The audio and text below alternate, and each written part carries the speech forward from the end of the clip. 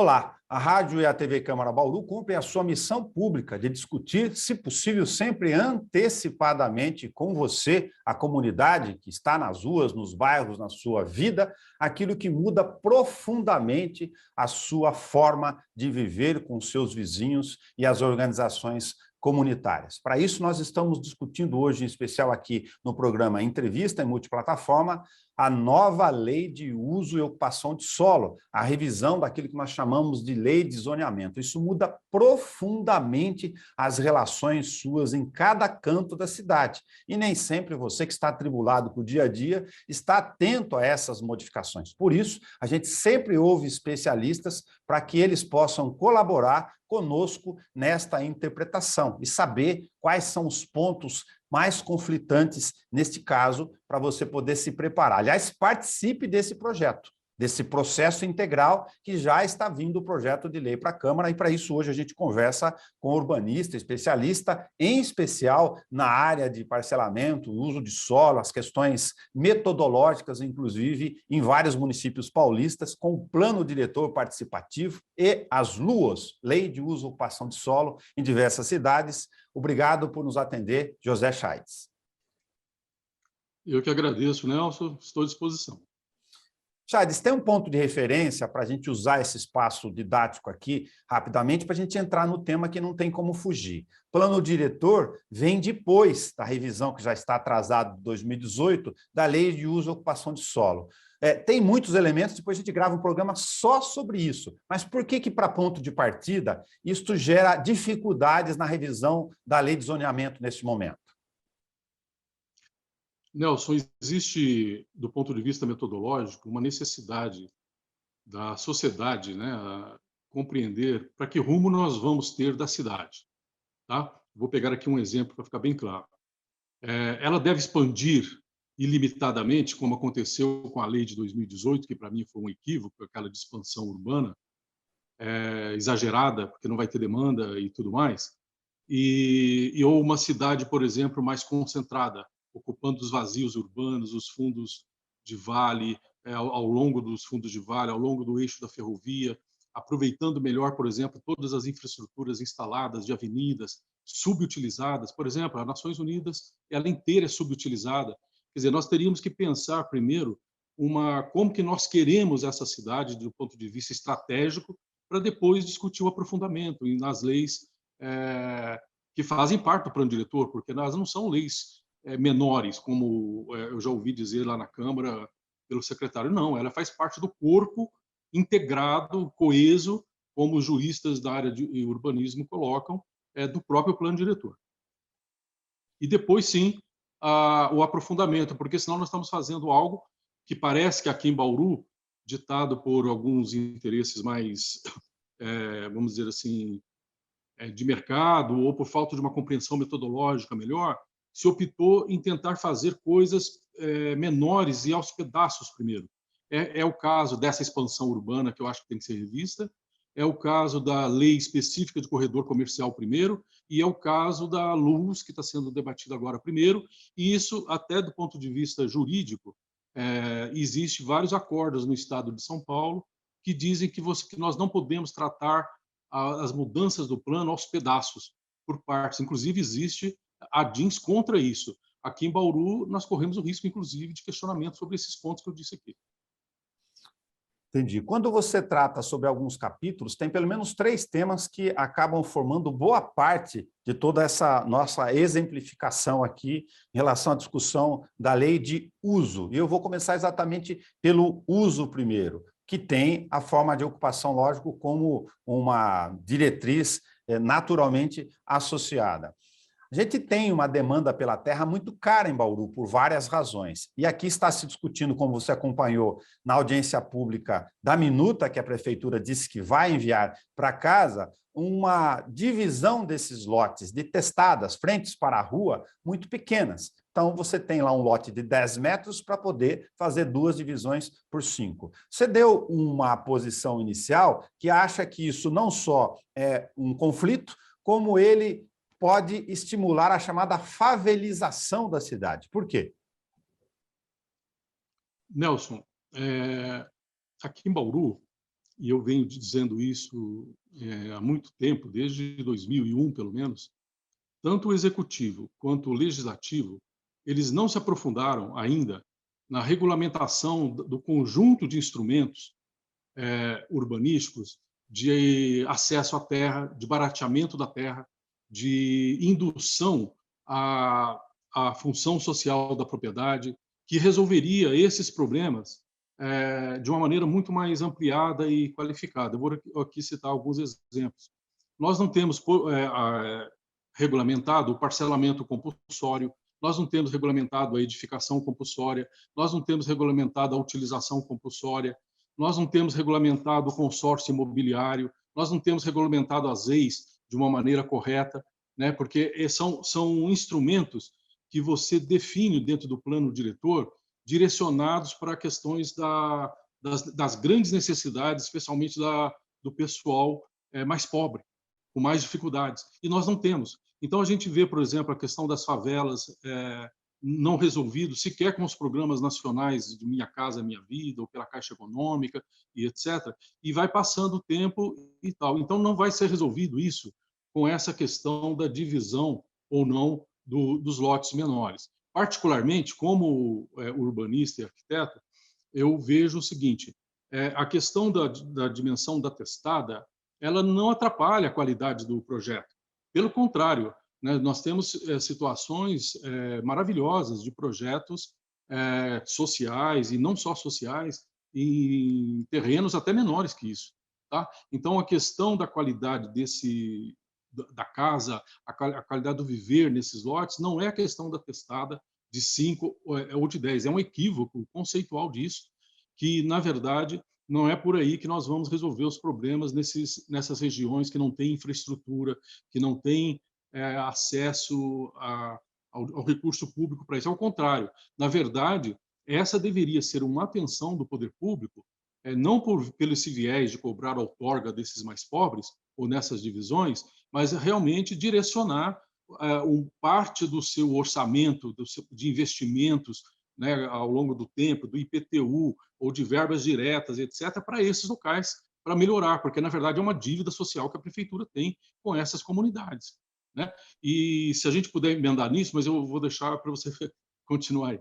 Claro, só para fazer o raciocínio de que, por isso a gente começou por essa pontuação essencial aqui, de deixar a suspensão da revisão do plano diretor para trás, sem a regulamentação de todos os instrumentos urbanísticos que você exemplificou, e, de outro lado, a gente tratar dessas questões mais específicas que estão já na Lei de Uso e Ocupação de Solo como proposta. Mas, como você dimensiona, cobrar outorga, ou seja, cobrar um valor a mais para colocar mais um lote, um ramal de água, de esgoto, lá na rua da periferia, aí o 10 por 5, que é uma testada tradicional, infelizmente, de alguns nichos, né, de interesse de mercado, ok, mas também de ocupação de maior adensamento, eventualmente, mas colocar o custo disso em detrimento a coeficiente de aproveitamento. Do outro lado, melhor aproveitamento da área construída em terras de maior interesse de mercado, obviamente, a Zona Sul, para a não cobrança de outorga, ou isso não está posto nesse momento?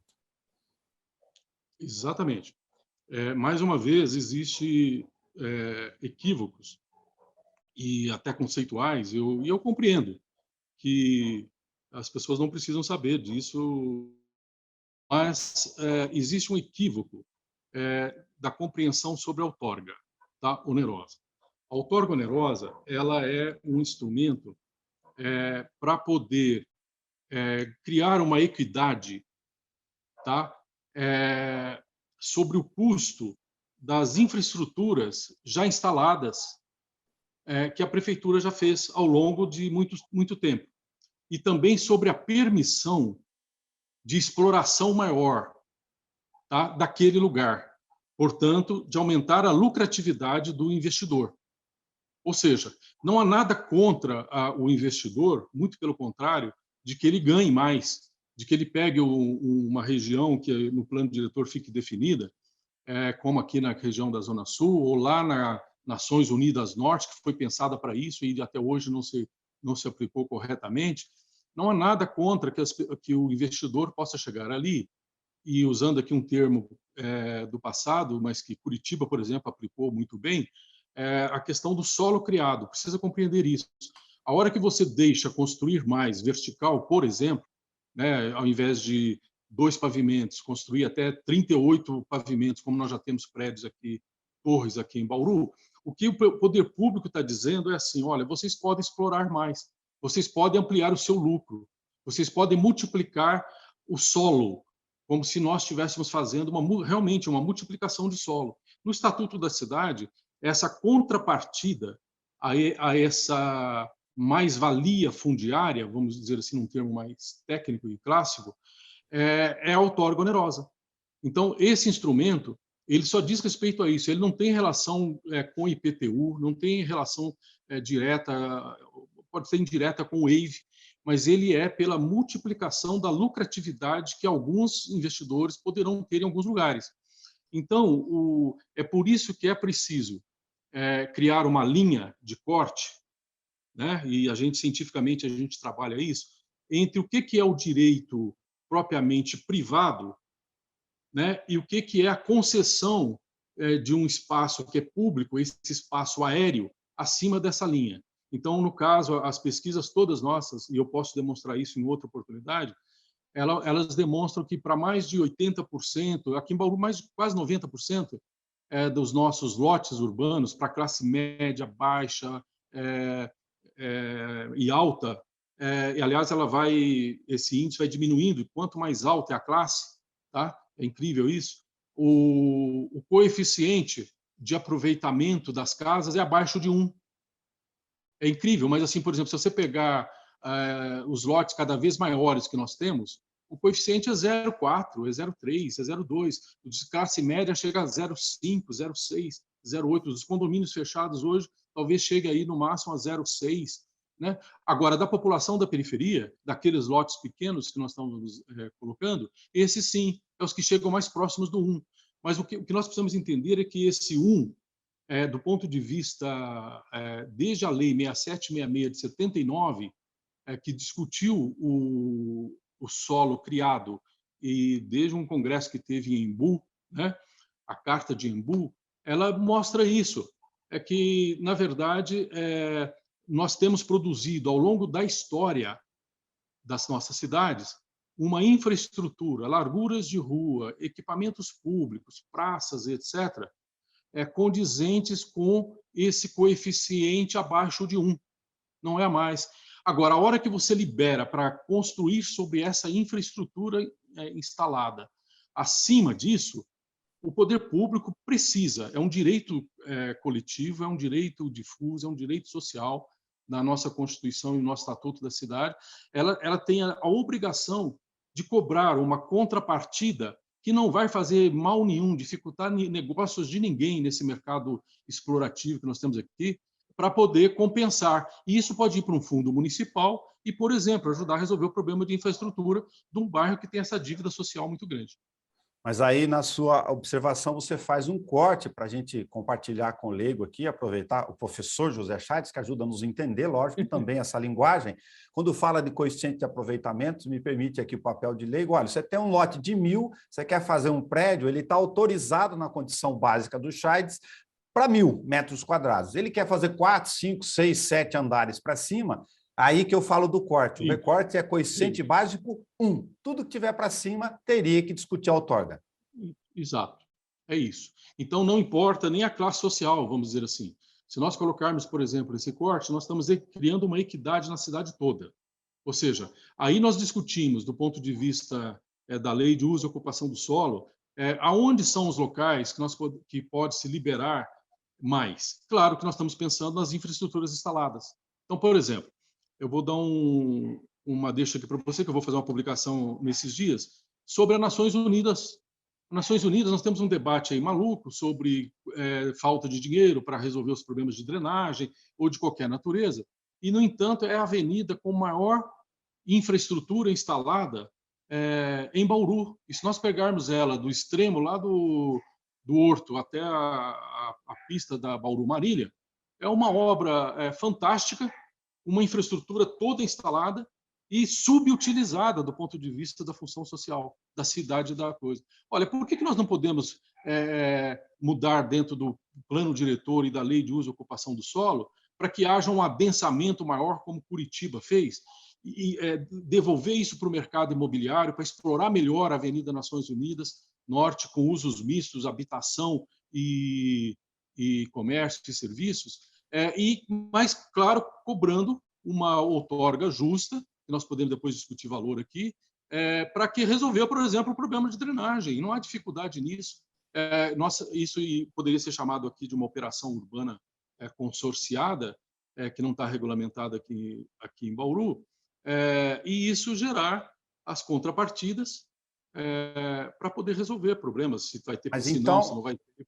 Então, um parêntese aqui, além da desocupação desordenada, que a gente passou por esse processo a partir dos anos 70, como outras cidades de porte médio, nós temos um pecado talvez mais recente aqui, do início desse século 2000 para cá.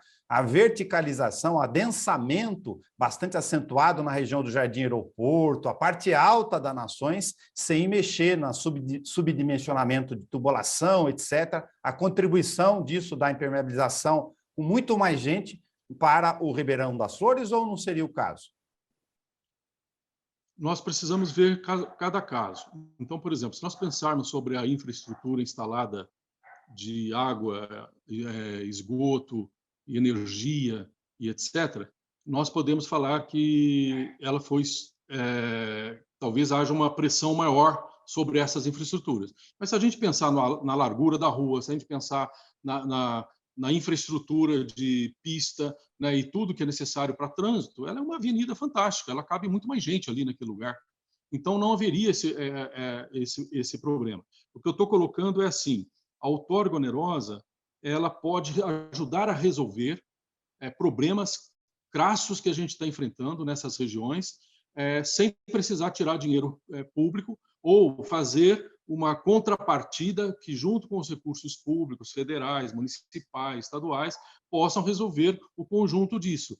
O que nós não estamos vendo hoje é uma discussão aprofundada sobre como é que nós vamos resolver o problema das nações. E existe uma saída, que é fazer essa operação urbana consorciada e dando para o mercado essa possibilidade. Agora, o que não pode, Nelson, desculpa aí a coisa de professor, mas assim, o que não pode é o que vem acontecendo, sim, desde os anos 80, especialmente para cá, é a gente ter uma cidade que a gente fez o urbanismo pelo mínimo. A própria Lei 6766 fala de mínimo. Então, tudo foi calculado pelo mínimo para o urbanismo. Mas ninguém discutiu qual era a densidade. Então, quando você faz urbanismo pelo mínimo, a cidade toda foi produzida urbanismo pelo mínimo, tá? Dentro de uma concepção. E aí, vai passando o tempo, vai se liberando a arquitetura pelo máximo. E não há essa compensação. E a outorga é exatamente para poder encontrar esse equilíbrio. Legal. Uma outra ponte para voltar para o nosso outro recorte, a questão das moradias populares, o preço da terra, como a gente comentou, por vários fatores muito caros, né? Apesar da inclusão de quase 35 milhões de mil metros quadrados, né? Na última mudança da revisão do plano diretor que você mencionou, nós temos lá as ZEIS, Zonas Especiais de Interesse Social, lá mapeadas, pelo menos, no plano diretor que está sob revisão, mas mesmo assim, apesar disso já vim desde 2008, não conseguimos fazer o acesso à terra ser um mínimo mais razoável. Seria o caso agora de dar uma ajustada nessa questão das ZEIS ou não passa por aí também esse problema, Chaitz? Passa sim. Nós temos que entender o seguinte, de novo, um equívoco. A lei de uso e ocupação do solo, ela deve entrar em mais detalhes, em mais rigor das demarcações desses instrumentos urbanísticos do que até mesmo o plano diretor. É o equívoco que aconteceu no plano de 2008. Não é que lá estava errado.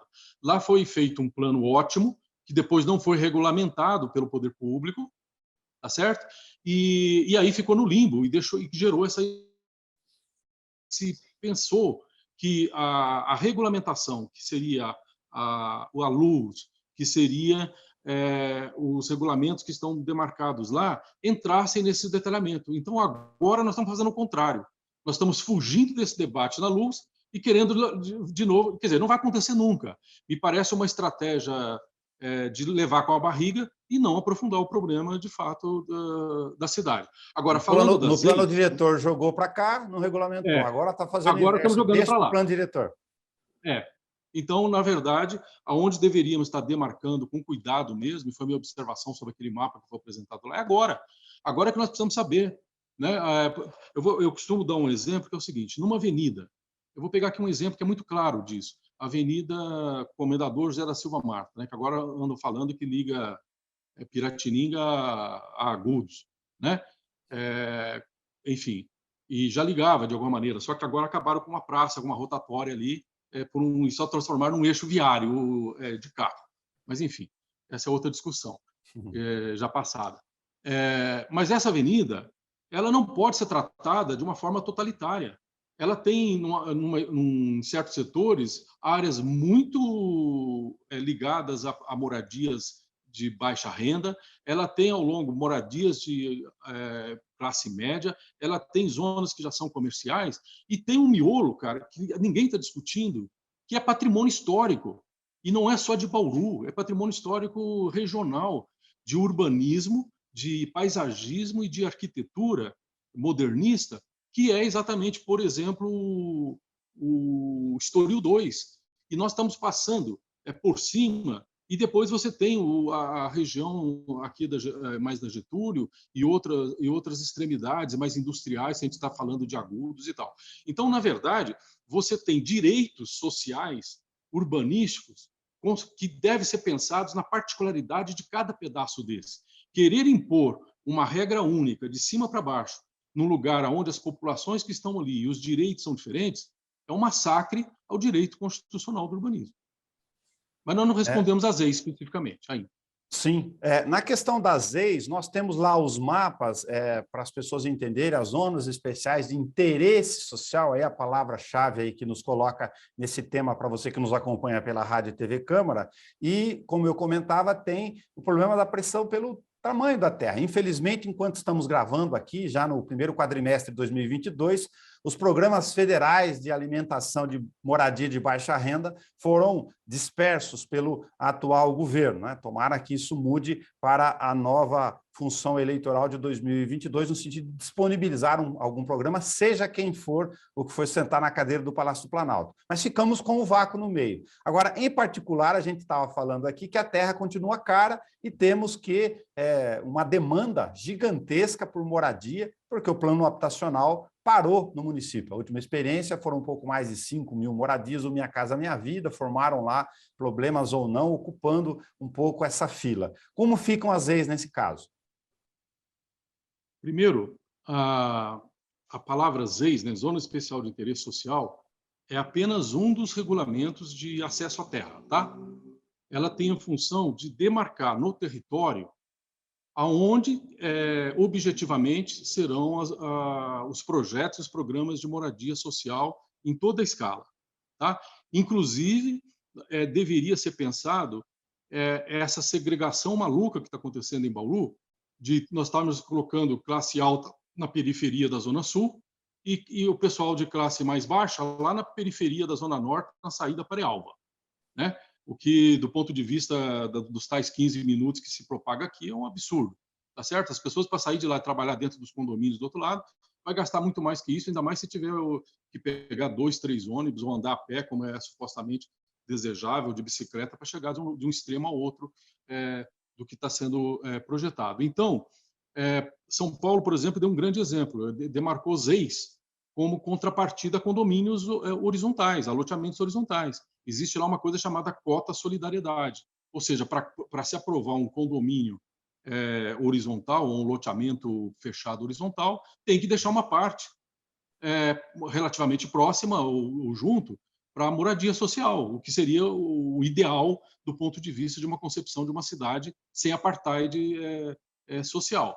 Bom, mas a ZEIS, como eu disse, ela é apenas um dos instrumentos, ela não resolve o problema só do preço da terra, mas ela, se colocada nas regiões mais centrais, por exemplo, nos vazios urbanos, nos lotes vazios, e ela pode ser aplicada também em edifícios abandonados dentro do centro da cidade, nos prédios, como, por exemplo, o edifício garagem, que não serve para nada até hoje, ou de outros que estão sendo tal, ela automaticamente ela já direcionaria até para os empresários e o dono saber o seguinte: olha, aqui é um programa para moradia social. É claro que isso impacta o valor dessa terra já de início, se ela for bem demarcada. Mas não basta aí.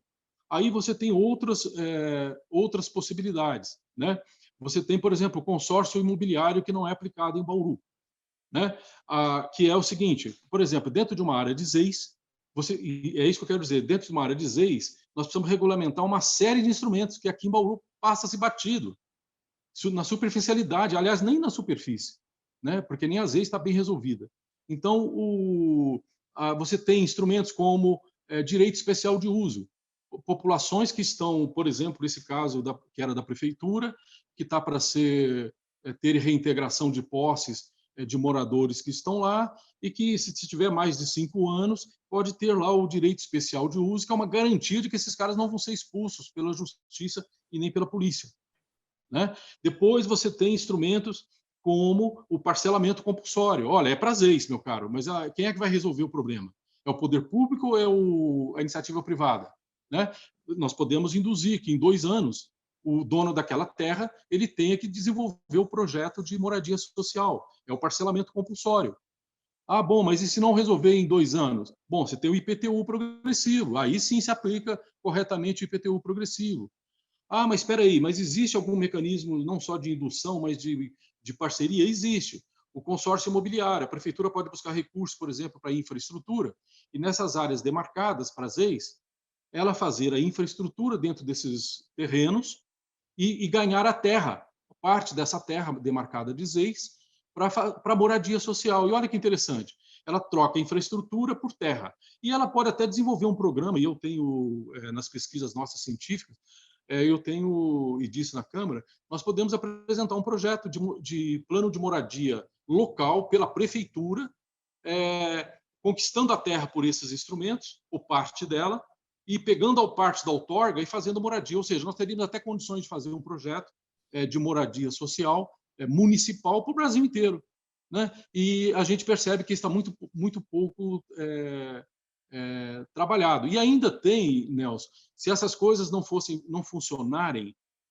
vamos dizer assim, dentro dos tempos que são demarcados em cada regulamento desses, de 2 anos, depois aplica o IPTU, aí demora 5 anos, né? O consórcio imobiliário, vamos dizer que nada disso funcionasse.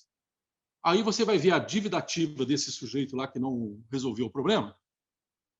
Provavelmente a dívida que ele vai ter é quase que uma dação de terra para a prefeitura conquistar a terra e fazer o programa. Então, quer dizer, Entendi. é uma questão de vontade política de querer fazer.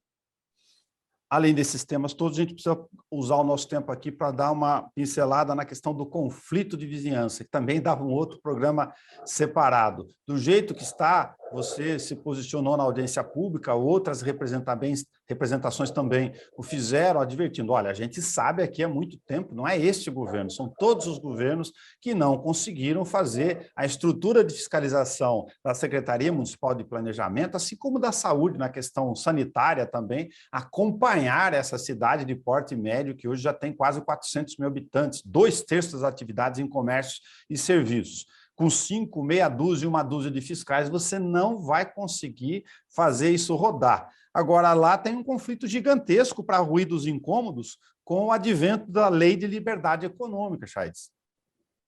Pois é, essa lei ela é compreensível do ponto de vista do olhar que se deu a ela para possibilitar que as pessoas gerassem trabalhos caseiros, etc. Só que ela, na verdade, ela tem um efeito perverso, porque em bom planejamento a gente não basta ter um diagnóstico do problema, a gente tem que olhar um prognóstico também, o que vai causar essas situações, tá? Então, neste caso, Nelson, essa lei ela esbarra com essa questão que está na nossa Constituição e no Estatuto da Cidade, que é o regulamento da Constituição para esse tema, do direito à qualidade de vida. E esse é um direito difuso que por exemplo, vou pegar o caso do Estoril, que é o que garantiu o direito deles de não ter mudança na frente da Comendador. Tá? Por quê? Porque a população ali local ela tem que garantir essa qualidade, ou naqueles pedaços que eu falei de uma avenida que tem interesses diversos.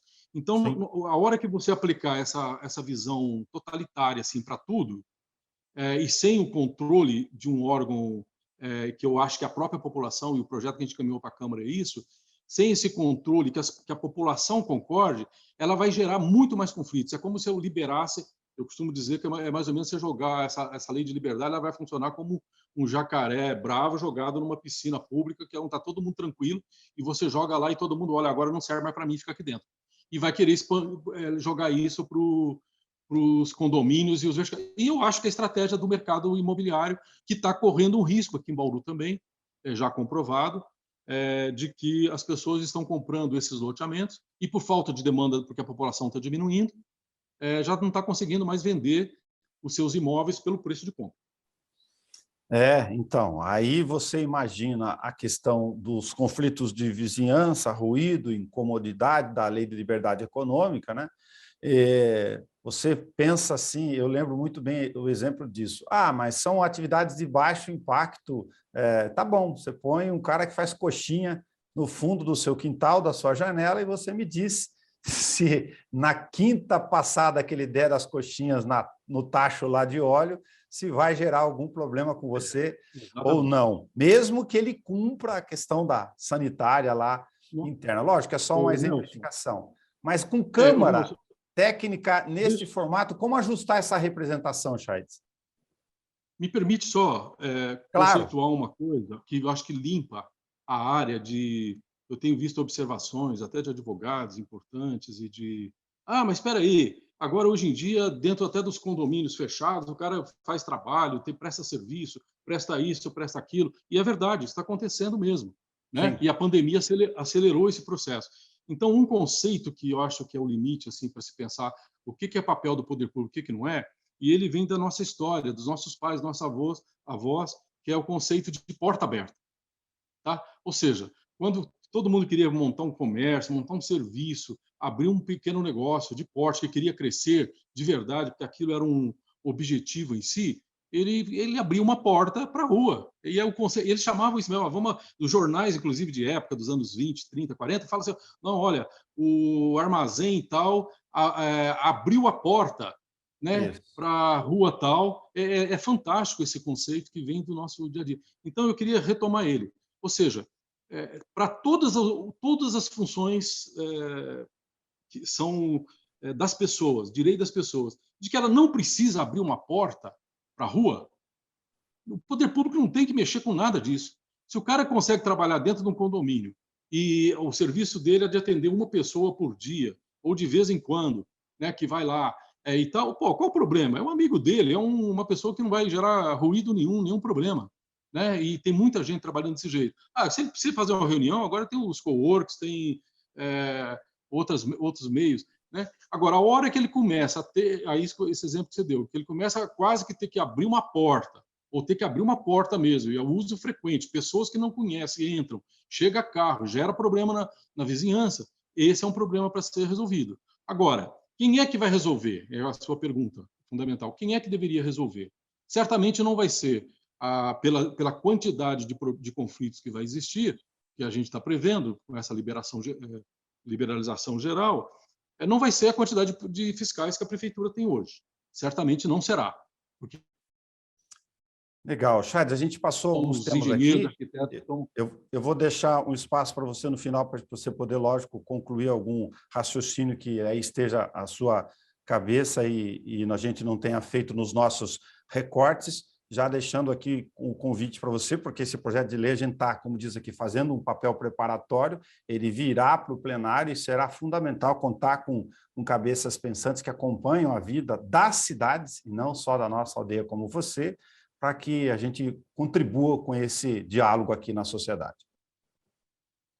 Eu queria apontar esse projeto de iniciativa popular que nós encaminhamos, na verdade é uma minuta, uma proposta para resolver esses impasses, tá? Onde os próprios moradores dos bairros deveriam ser ouvidos de uma maneira ou por reunião entre eles, ou por uma assinatura entre eles, né, naquelas áreas que a gente chama de mistas ou de preferencialmente residenciais hoje, que vai de 33% acima de moradia, e o direito dessas pessoas de opinarem, olha, pode, não pode, porque isso vai causar problema, e etc. Ou seja, nós estaríamos aplicando numa coisa que é constitucional, que é uma democracia mais direta, que é o papel do próprio morador ter autocontrole disso, e isso vem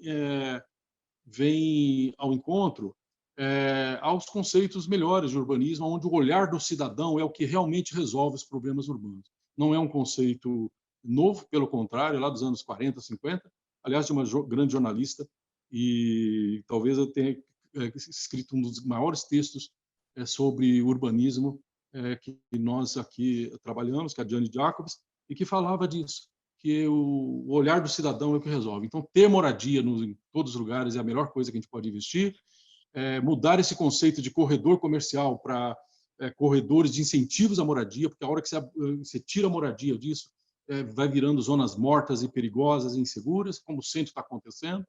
Então, esse projeto, eu acho que ele assimila bem tanto a liberdade econômica quanto o autocontrole pela própria população. Muito obrigado aí pela oportunidade. Imagino, obrigado você. Finalizar o nosso com bom humor aqui, para a reflexão de você que nos acompanha pela Rádio e TV Câmara.